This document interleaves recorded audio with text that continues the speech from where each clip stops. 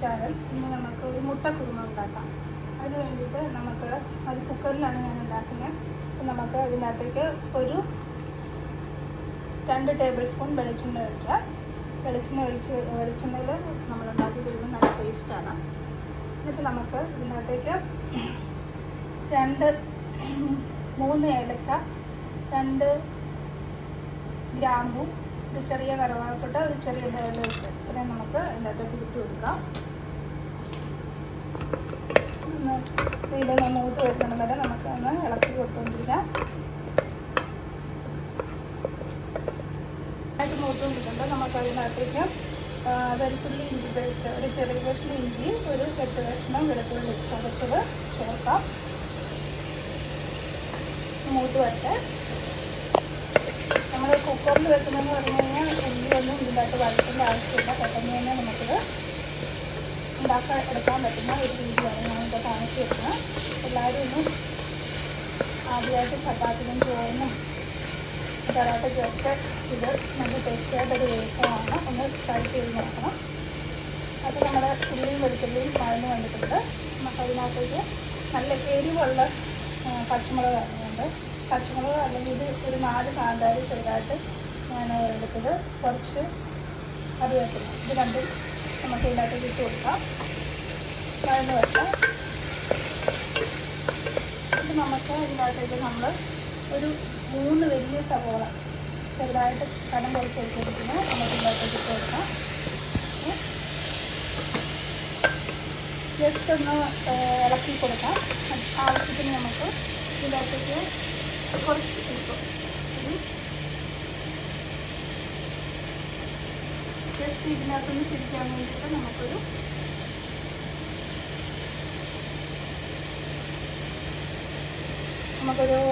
ഒരു table spoon ഉപ്പൂടെ ഇട്ട് കൊടുക്കാം.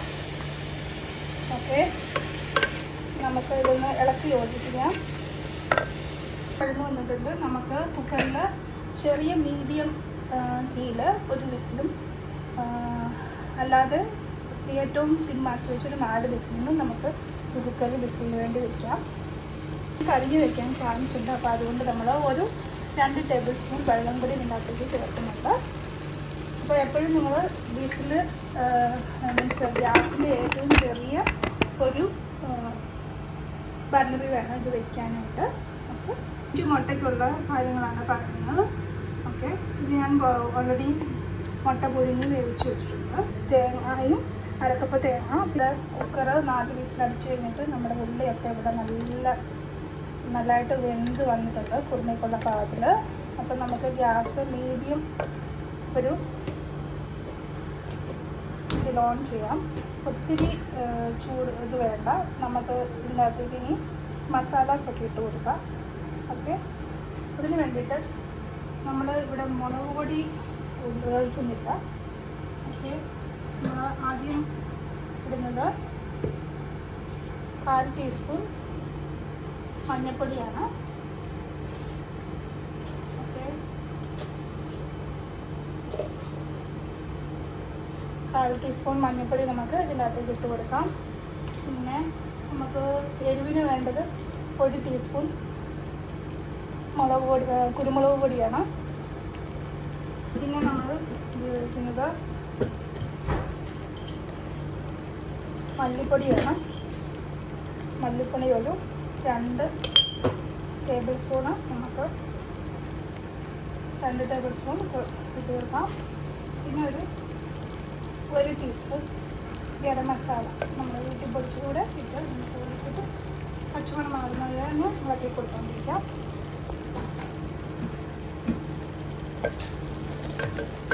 എരിവ് കൂടുതലായിട്ട് ആവശ്യം വേണ്ടവർ കുരുമുളക് പൊടി കുറച്ചുകൂടെ കൂടുതൽ ഇട്ട് കൊടുക്കാം. ഓക്കെ,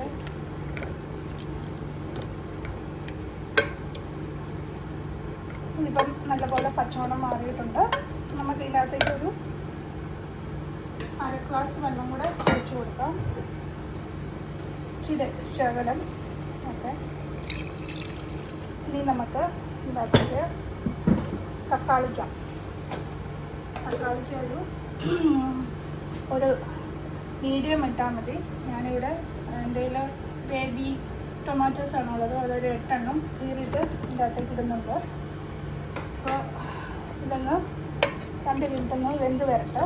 നമുക്കിതൊന്ന് 2 മിനിറ്റത്തേന് അടച്ച് വെച്ച് വേവിക്കാം. ഈ സമയത്ത് നമുക്ക് ഉപ്പൂടെ ആവശ്യത്തിന് ചേർക്കാം. നല്ല കളറൊക്കെ ആയി വന്നിട്ടുണ്ട് നമ്മുടെ കറി.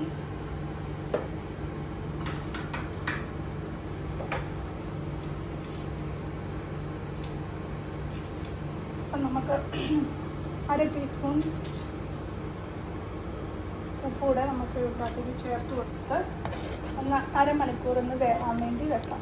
ഓക്കെ, ഇതൊക്കെ ഇവിടെ നല്ലതായിട്ട് വെന്ത് വന്നിട്ടുണ്ട്. നമുക്കിതൊന്ന് മിക്സ് ചെയ്ത് കൊടുക്കാം. ഓക്കെ, ഇതിൻ്റെ അകത്തേക്ക്. ഓക്കെ, ഇനി നമുക്ക് ഇതിൻ്റെ അകത്തേക്ക് നമ്മൾ അരച്ച് വെച്ചിരിക്കുന്ന തേങ്ങായും കശുവണ്ടിയും കൂടെ ചേർത്ത് കൊടുക്കാം. ഇനി ചൂടാകരുത്, നമുക്കിതൊന്ന് പതുക്കെ ഇളക്കി കൊടുത്തുകൊണ്ടിരിക്കാം. ഇനി നല്ലതായിട്ടൊന്ന് ചൂടായാൽ മാത്രം മതി അരപ്പ്. ഇനി ഇത് തിളയ്ക്കരുത്. ഓക്കെ, ഇനി നമുക്ക് ഇതിൻ്റെ അകത്തേക്ക് നമ്മുടെ സിഗ്നേച്ചർ മിശ്രിതം ചേർത്ത് കൊടുക്കാം. നല്ല ടേസ്റ്റിന് വേണ്ടിയിട്ട് നമുക്ക് നമ്മുടെ 1 ടേബിൾ സ്പൂൺ നമ്മുടെ പെരുംജീരകം അരച്ചത് നമുക്കിവിടെ ചേർത്ത് കൊടുക്കാം.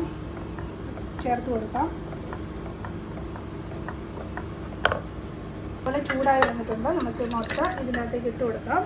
ഞാനിത് ഇടയ്ക്കിടയ്ക്കൊന്ന് കീറി വെച്ചിട്ടുണ്ട്, ബിക്കോസ് അതിൻ്റെ അത് മസാലയൊക്കെ ഒന്ന് കയറാൻ വേണ്ടിയിട്ട് ജസ്റ്റ് കീറിയിട്ടുണ്ട്. ഓക്കെ, ജസ്റ്റ് ഇതിൻ്റെ അത് കിടന്നൊന്ന് ചൂടായിട്ട് വരട്ടെ. അപ്പം നമ്മുടെ രുചികരമായ മുട്ടക്കുറുമ റെഡി ആയി കഴിഞ്ഞു. ഓക്കെ, നമുക്കിതൊന്ന് സെർവിങ് ഡിഷിലേക്ക് മാറ്റാം. കുറച്ച് ഉള്ളിയും കറിവേപ്പിലയും കൂടെ നമുക്കൊന്ന്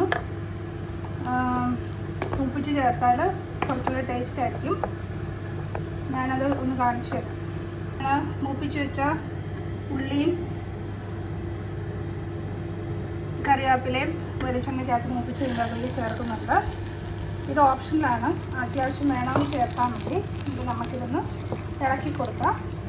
ഒരു 10 മിനിറ്റ് നമുക്ക് ഇതൊന്ന് എല്ലാ ചേരുവയും നന്നായിട്ട് ഒന്ന് പിടിക്കാൻ വേണ്ടിയിട്ട് ഒന്ന് അടച്ചു വയ്ക്കാം. ഒരു 10 മിനിറ്റത്തേന്. ഓക്കെ,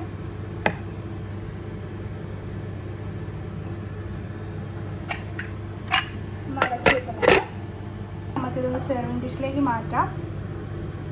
ഇവിടെയാണ് ഇത് ഞാൻ യൂസ് ചെയ്യുന്നത്.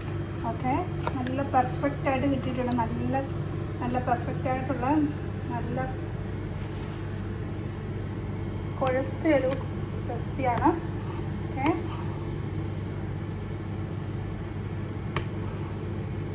അപ്പം ആദ്യമായിട്ട് ആണെങ്കിൽ നിങ്ങളിതൊന്ന് ട്രൈ ചെയ്ത് നോക്കണം കേട്ടോ.